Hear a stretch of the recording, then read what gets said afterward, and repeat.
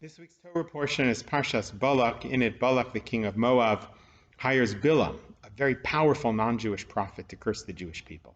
Why does he do this? Because the Jews are coming toward his land on their way to the land of Israel, and he knows that they are very powerful in war. They've just defeated Sichon, and so Balak, the king of Moab, wants to make sure that he defeats the Jewish people. And he says, it can't just be physical might, it must also be spiritual power that the Jewish people have. And so I'll go head to head with them spiritually, and I'll use Bilam, the great prophet, to do that. The lesson, I think, is a powerful one. The Jewish people are made up of two aspects, of the physical and the spiritual. If they just rely on the spiritual and ask God to fight their wars, that will not work. If they just rely on the physical and think that they don't need the spirituality and God's help to fight their wars, that will not help either. We learn, actually, I think, from this parsha, from Balak, that both are needed. And that's what Balak realizes. It's not just the physical, it's also the spiritual. And of course, it's not just the spiritual, it's also the physical. The Jews have to go out to war. The same is true of our community. It is physical and it is spiritual. In many ways, the physical brings about the spiritual. We pray together, we learn together, we eat together, we build community together. None of that can happen without physical sustenance.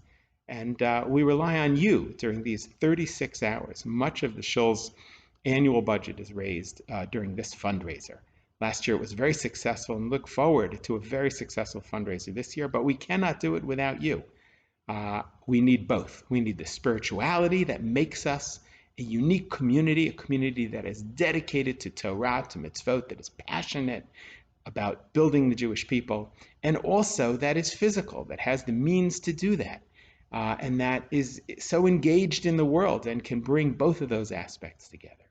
And so we hope that with your help, we will raise adequate funds during this fundraiser so that we can keep everything going at Kesher Israel. Now that the pandemic, thank God, is coming to a close, we are gearing up our programming, our kiddushes, our community building, our learning, and it all takes both the spiritual and the physical, just like in our parsha.